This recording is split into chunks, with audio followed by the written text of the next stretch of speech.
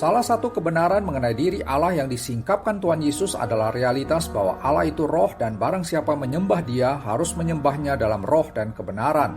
Yohanes 4 ayat 24. Pernyataan Kristus yang ditujukan kepada perempuan Samaria ini menunjukkan bahwa sebagai roh ilahi, maka Allah tidak bisa dibatasi oleh tempat dan juga waktu. Dengan demikian, di mana saja manusia bisa berelasi dan berkomunikasi dalam penyembahan terhadap Allah. Selaku roh ilahi, tentu saja Allah tidak bisa dilihat oleh mata jasmani manusia. Selain itu, Alkitab secara jelas menyingkapkan bahwa Allah yang berkeberadaan sebagai roh adalah pribadi yang hidup. Allah bukan energi atau kuasa ilahi yang bersifat impersonal. Allah bukan konsep abstrak, tetapi Ia merupakan pribadi ilahi yang memiliki kapasitas untuk berpikir, berperasaan, dan berkehendak serta bertindak. Kapasitas demikian ini jelas mencerminkan eksistensinya sebagai pribadi. Dalam mempelajari Alkitab terkait dengan topik tentang identitas Allah, kita akan melihat bahwa ada banyak karakteristik kesempurnaan yang menggambarkan siapa sesungguhnya Allah itu. Ada dua kategori yang umumnya dipakai dalam pengajaran teologia untuk menggolongkan berbagai atribut atau sifat-sifat Allah ini. Kategori pertama adalah atribut yang hanya ada pada diri Allah semata, yang tidak pernah Allah bagikan kepada ciptaannya. Dan yang kedua adalah atribut yang bisa ditemukan pada manusia sebagai mahkota ciptaan Allah yang tidak lain adalah gambar dan rupanya. Beragam atribut yang hanya merupakan karakteristik kesempurnaan Allah saja antara lain adalah unsur ketidakbergantungan terhadap apapun selain pada dirinya sendiri. Realitas inilah yang membedakan secara tegas antara Allah selaku pencipta dengan segala ciptaan lainnya. Keberadaan Allah tidak ditopang oleh kuasa di luar dirinya. Tidak demikian dengan segenap ciptaan Allah yang sangat bergantung pada Allah bagi kelangsungan eksistensi mereka. Berikutnya adalah karakter ketidakberubahan Allah. Esensi keilahian Allah tidak pernah berubah. Untuk seterusnya dan selamanya, identitas Allah adalah sebagai Bapa, Anak, dan Roh Kudus. Segala kesempurnaan atribut Allah juga tidak berubah. Begitu pula dengan semua ketetapan dan rancangannya dalam karya penciptaan, pemeliharaan, dan keselamatan. Selanjutnya adalah atribut kekekalan. Keberadaan Allah tidak ditentukan menurut ukuran waktu, melainkan selalu berada dari dulu, sekarang, dan sampai selama-lamanya. Manusia memang bersifat kekal atau ada untuk seterusnya walaupun sudah meninggalkan dunia yang fana ini. Tetapi itu sama sekali berbeda dengan kekekalan Allah.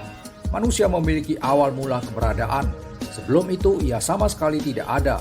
Sedangkan bagi Allah tidak ada satu detik pun di mana ia tidak berada. Selain itu, atribut kemahahadiran juga merupakan karakteristik unik yang hanya ada pada Allah saja. Ruang dan waktu tidak bisa membatasi Allah. Ia senantiasa hadir dan ada di segala tempat dalam waktu bersamaan. Kemahahadiran Allah berdampingan dan sekaligus menyatakan kemahakuasaan dan kemahatauannya. Tidak ada satu ciptaan pun yang mencerminkan unsur maha dalam kapasitasnya sebagai ciptaan. Berbagai atribut Allah yang dapat dijumpai dalam diri manusia adalah sifat-sifat yang terkait dengan moral. Misalnya kasih, kekudusan, kebenaran, keadilan, kesetiaan, kebaikan, dan lain-lainnya. Manusia bisa memiliki hal-hal ini karena ia diciptakan sebagai gambar dan rupa Allah yang sampai pada batas-batas tertentu mampu untuk merefleksikan sifat-sifat Allah ini.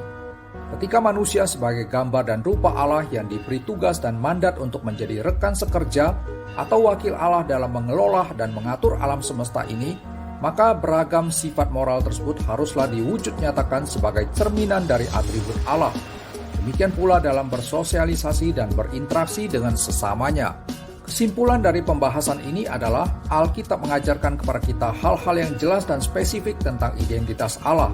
Dengan mengenal Allah yang adalah roh, dan sebagai pribadi ilahi yang memiliki kesempurnaan aneka ragam atribut tersebut, maka pengetahuan demikian seharusnya membangkitkan kesadaran dalam diri kita selaku ciptaannya untuk selalu menghargai dan menghormati Allah yang maha agung dan maha mulia tersebut. Pengetahuan yang benar tentang identitas pribadi Allah ini sudah tentu berimplikasi etis dalam kehidupan manusia. Misalnya tatkala kita sungguh-sungguh menghayati akan kemahatauan dan kemahahadiran Allah. Pastilah penghayatan mendalam terhadap kebenaran seperti demikian akan membuat kita untuk tidak berani sembarangan berperilaku dalam menjalani kehidupan ini. Sudah semestinya suara hati, perkataan, dan perbuatan manusia diupayakan untuk selaras dengan tuntutan hukum dan ketentuan yang telah ditetapkan Allah. Karena hukum dan ketetapan tersebut mencerminkan kebenaran tentang identitas diri Allah. Semoga setiap kita menjadi orang percaya yang benar-benar berkomitmen untuk hidup dalam ketaatan pada Allah sebagai wujud konkret penghormatan kita kepadanya.